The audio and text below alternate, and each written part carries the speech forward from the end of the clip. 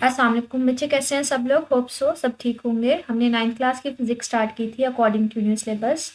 अभी हम टॉपिक करेंगे चैप्टर 1 का वॉल्यूम मेजरिंग इंस्ट्रूमेंट्स, कि हम लोग वॉल्यूम को मेजर करने के लिए कौन कौन से इंस्ट्रूमेंट्स इस्तेमाल करते हैं। सबसे पहले हम बात करेंगे मेजरिंग सिलेंडर की।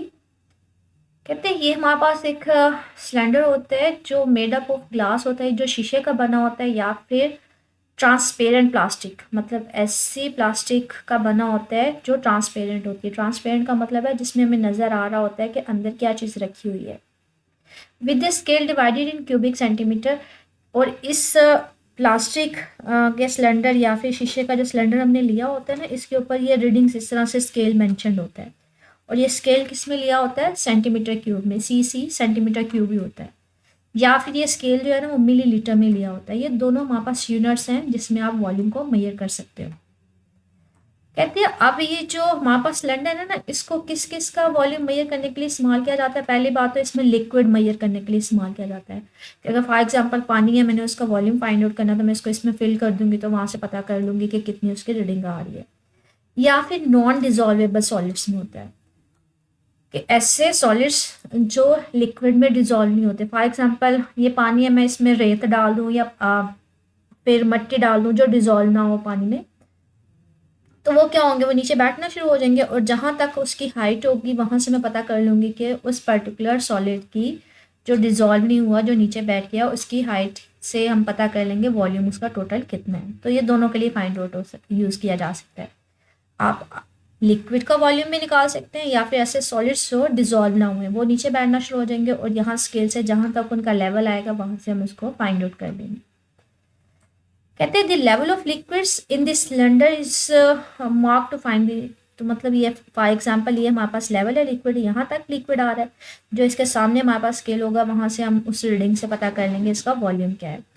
कहते हैं आपने अगर एग्जैक्टली रीडिंग लेनी है ना वॉल्यूम की, तो आप कैसे चेक करोगे? आप क्या करोगे, उस लेवल के बिल्कुल सामने होके देखोगे।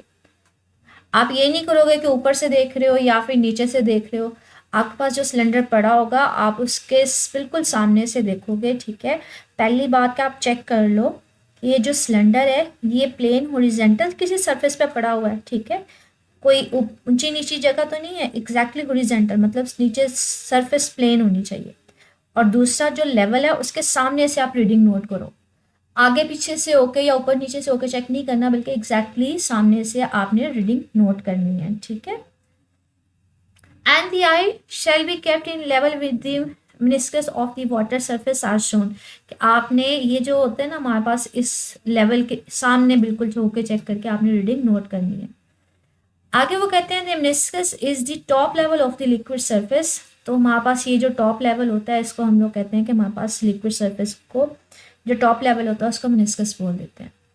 अब आपने ये जो लेवल नज़र आ रहा होगा, यहाँ पे क्या होता है, पानी की जो लिक्विड है जो भी हम यहाँ पे ले रहे हैं, तो वो इस तरह से कर्व सा दे रहा है। मतलब यहाँ पे भी ऊपर है, यहाँ पे थोड़ा सा बॉटम है, और फिर यहाँ से ऊपर है।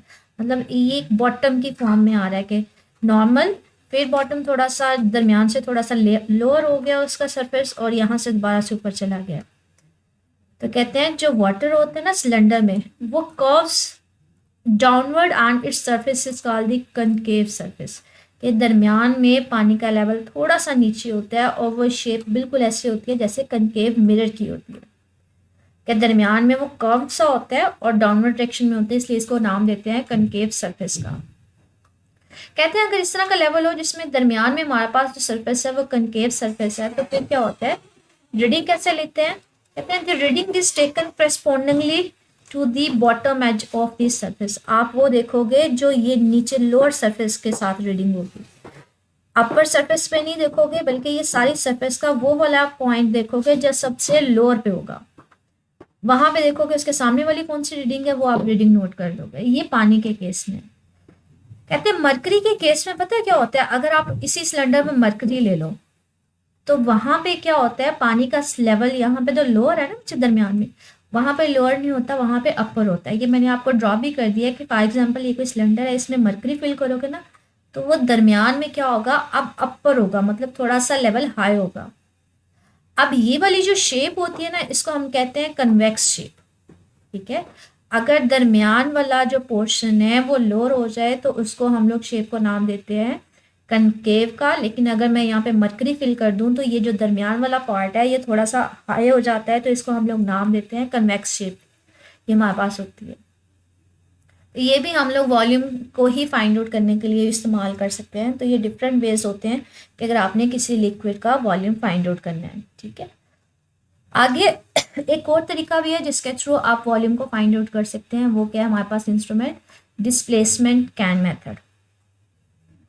कहते हैं समटाइम क्या होता है, ये जो सिलेंडर है इसकी आप देखें इतनी ज़्यादा हमारे पास जो ओपनिंग है ये इतनी बड़ी नहीं है, मतलब नॉर्मल यहाँ पे कोई भी ऑब्जेक्ट लिक्विड वगैरह आ सकता है। कहते हैं अगर कोई ऑब्जेक्ट है जो बहुत ज़्यादा कह लें साइज में बड़ा है तो उसके लिए सिलेंडर प्रेफरेबल नहीं होता। तो वो यहाँ पे ही बात करें, if the body does not fit into the measuring cylinder, कि अगर कोई ऑब्जेक्ट जो है या कोई बॉडी जो है वो मेजरिंग सिलेंडर के अंदर नहीं रखी जा सकती, तो उसके लिए क्या करते हो आप, इस तरह की वाइड ओपनिंग जो है ना डिस्प्लेसमेंट कैन इस्तेमाल करते हैं। इसमें क्या होता है कि ये इसकी जो ओपनिंग होती है ना इसका साइज बड़ा होता है, तो आप इसमें ऐसा ऑब्जेक्ट भी रख सकते हैं इजीली जिसका साइज बड़ा होगा। ठीक है, कहते हैं पहली बात कि आप इस कैन को क्या करो, किसी हॉरिजॉन्टल टेबल पे रख दो। बाद में क्या करो, pour water in it until it starts overflowing the.